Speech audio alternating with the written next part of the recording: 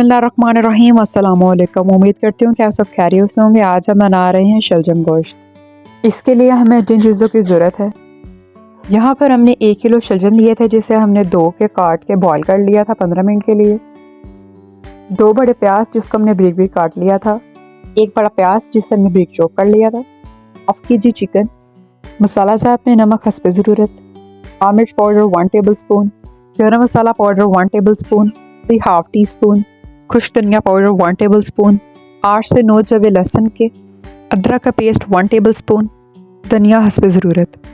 इसे हम बनाएंगे प्रेशर में शामिल करेंगे प्याज, लहसुन के जवे,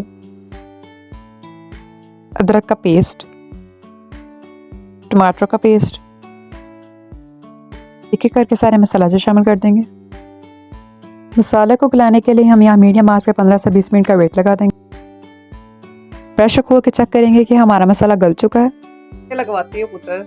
माशाल्लाह हमारा मसाला गल चुका है। मसाले में घी शामिल करके मसाले को अच्छी तरीके से मैश करके इसको भून लेंगे। यहाँ पर हम मसाले को हाफ भूनेंगे। मसाले में शामिल करेंगे चिकन। चिकन को मसाले में अच्छी तरह भून लेंगे। यहाँ पर चिकन को हमने हाफ डन करना है।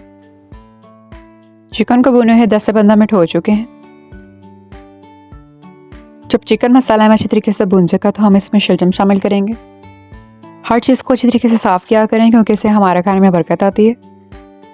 शलजम का मसाले में अच्छी तरीके से मिक्स कर लेंगे। शलजम का मसाला में हम 15 से 20 मिनट तक भूनेंगे। शलजम गोश्त में शामिल करेंगे हरा धनिया। आखिर में गरम मसाला पाउडर शामिल करेंगे। धनिया को और गरम मसाले को अच्छी तरीके से मिक्स कर लेंगे। यहाँ पर शलजम को हमने तब तक पकाना है जब तक इसका घी ना निकल जाए।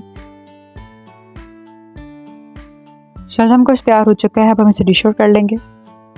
बिस्मिल्लाहिर्रहमानिर्रहीम। फबिही आलाए रब्बिकुमा तुकज़्ज़िबान। तो अपने परवरदिगार के कौन कौन से नेमतों को जताओगे। तो ये है शलजम गोश्त की फाइनल लुक। उम्मीद करती हूँ कि आपको शलजम गोश्त की रेसिपी बहुत पसंद आई होगी। आपने हमारे चैनल दुआ फूड रेसिपीज़ को लाइक, सब्सक्राइब और शेयर करना नहीं भूलना।